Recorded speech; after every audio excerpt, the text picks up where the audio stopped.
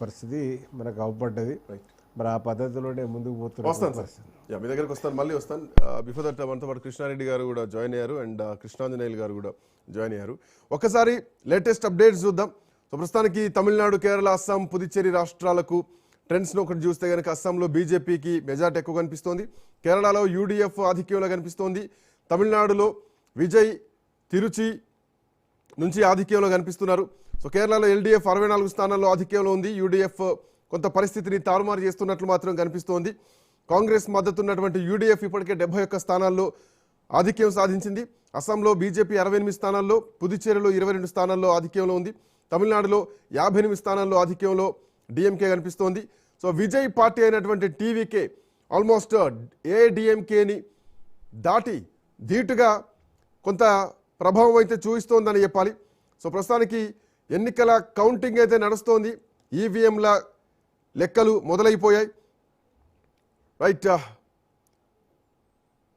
Right TMC 110 స్థానాల్లో, Bharatiya Janata party 120 స్థానాల్లో పశ్చిమ బెంగాల్లో కొనసాగుతోంది. కొంత పోటాపోటీగా ఉంది. భారతీయ జనతా పార్టీ 10 స్థానాలు అధికంగా పశ్చిమ బెంగాల్లో కనిపిస్తోంది. సో మెజారిటీ దిశగా బీజేపీ అడుగులు వేస్తోందా? మొట్టమొదటిసారి భారతీయ జనతా పార్టీ పశ్చిమ బెంగాల్లో అధికారం చేపట్టే దిశగా పరిస్థితులు కనిపిస్తున్నాయా? కృష్ణాంజనేయులు గారు, సో కృష్ణాంజనేయులు గారు, ట్రెండ్స్ బీజేపీ కొంత దూకుడు మాత్రం కనిపిస్తోంది, పోటాపోటీగా కనిపిస్తోంది. ఎట్లా చూడొచ్చు మీ విశ్లేషణ?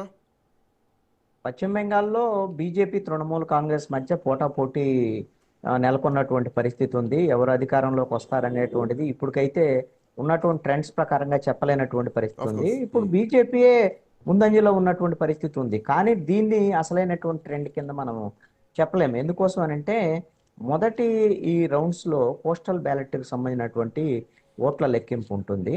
ఈ పోస్టల్ బ్యాలెట్ లో ఏముంటుంది అనంటే ఎవరైతే అధికారంలో ఉండేటువంటి పార్టీకి వ్యతిరేకంగా ఉద్యోగులు ఉండేదానికి అవకాశం ఉంటుంది. కాబట్టి పోస్టల్ బ్యాలెట్ అధికార పార్టీకి వ్యతిరేకంగా ఉంటాయి. కాబట్టి ఆ ట్రెండ్స్ అవి అయి ఉండొచ్చు అని నేను అనుకుంటున్నాను. 10-11 గంటల మధ్యలో వాస్తవమైనటువంటి ట్రెండ్స్ మరింత స్పష్టత కనపడేదానికి అవకాశం ఉండొచ్చు. ఏదేమైనప్పటికీ కూడా బీజేపీ గట్టి పోటీ ఇస్తున్నటువంటి పరిస్థితి ఉంది, దూసుకువెళ్తున్నటువంటి పరిస్థితి కూడా ఉంది. కానీ ఇప్పటికీ కూడా పశ్చిమ బెంగాల్లో తృణమూల్ కాంగ్రెస్కే కొంత ఎడ్జి ఉండేదానికి అవకాశం ఉండొచ్చు అనేటువంటిది క్షేత్రస్థాయిలో నేను కనుక్కున్నటువంటి సమాచారం ప్రకారంగా ఉన్నటువంటి పరిస్థితి అయితే ఉంది. 3 సార్లు గెలిచినటువంటి తృణమూల్ కాంగ్రెస్ మీద ప్రజల్లో అసంతృప్తి, వ్యతిరేకత ఉన్నటువంటి మాట వాస్తవం. మొన్న 2021 ఎన్నికల్లోనే ఏకంగా మమతా బెనర్జీయే తన సీట్లో ఓడిపోయినటువంటి పరిస్థితి ఉంది. ఆ తర్వాత ఆవిడ ముఖ్యమంత్రిగా ప్రమాణ స్వీకారం చేసి బై ఎలక్షన్ లో గెలిచినటువంటి పరిస్థితి కూడా చూసాం. అప్పుడే వ్యతిరేకత ఉంది. కానీ వాళ్ళు పుంజుకుంటున్నటువంటి బీజేపీ అప్పుడు తృణమూల్ కాంగ్రెస్ ను ఓడించలేనటువంటి పరిస్థితి ఉంది. 2011 నుంచి గ్రాడ్యువల్ గా ఎదుగుతూ వస్తున్నటువంటి పరిస్థితి ఉంది. 4% దగ్గర నుంచి ఎదుగుతూ వస్తున్నటువంటి పరిస్థితి ఉంది. ఇప్పుడైతే పోటాపోటీకి వచ్చినటువంటి పరిస్థితి అయితే ఉంది.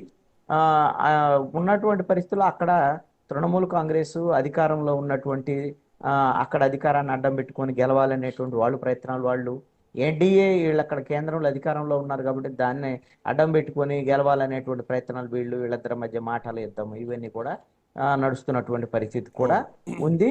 మొన్న జరిగినటువంటి లోక్సభలో జరిగినటువంటి 3 బిల్లులకు సంబంధించినటువంటి అంశం, మహిళా బిల్లుకి వీళ్ళందరూ వ్యతిరేకంగా ఓట్లేశారు, మహిళా బిల్లును ఓడించారు అనేటువంటి ప్రచారం కూడా తమిళనాడులోను అదేవిధంగా పశ్చిమ బెంగాల్లో బీజేపీ బలంగా తీసుకెళ్లేటువంటి ప్రయత్నం కూడా చేశారు. పశ్చిమ బెంగాల్లో మహిళా ఓట్లు తృణమూల్ కాంగ్రెస్ కి గతంలో అధికంగా ఉన్నటువంటి పరిస్థితి ఉంది. మరి ఆ ప్రచారం తర్వాత ఏమైనా మహిళా ఓట్లు ఏమన్నా కొద్ది గొప్ప మారారా అనేటువంటి విషయం కూడా రేపు ఈ రోజు ఫలితాలను బట్టి మనము అర్థమయ్యేదాన్ని బట్టి చూడాల్సి ఉంటుంది. పశ్చిమ బెంగాల్లో అయితే పోటాపోటీ ఉన్నటువంటి పరిస్థితి ఉంది.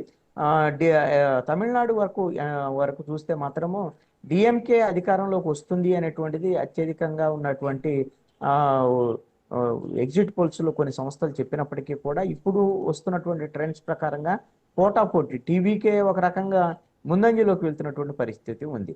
కానీ మీరు గమనించండి, టీవీకే డిఎంకే మధ్య పోటీ ఎక్కువ కనపడుతున్నటువంటి పరిస్థితి ఉంది. కానీ ఏఐడిఎంకే బీజేపీ మాత్రం పుంజుకున్నటువంటి పరిస్థితి అయితే లేదు. వాళ్ళు 3వ స్థానంలో ఉన్నటువంటి పరిస్థితి ఉంది. బహుశా ఇలాంటి ట్రెండ్స్ కొనసాగితే ఒకవేళ టీవీకే విజయ్ అధికారం సంపాదించేటువంటి 118 స్థానాలు సంపాదించకపోయినా కూడా మెజారిటీ స్థానాలు కింద సంపాదిస్తే ఒకవేళ ఏఐడిఎంకే టీవీకే అంటే ఎన్డీఏ టీవీకే కలిసి ప్రభుత్వాన్ని ఏర్పాటు చేసేటువంటి పరిస్థితులు కూడా ఉండొచ్చు.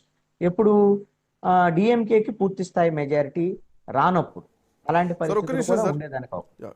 కృష్ణార్జున గారు 1 second I'll come back to you. So ఒక పోటాపోటీ వాతావరణం అయితే కనిపిస్తోంది.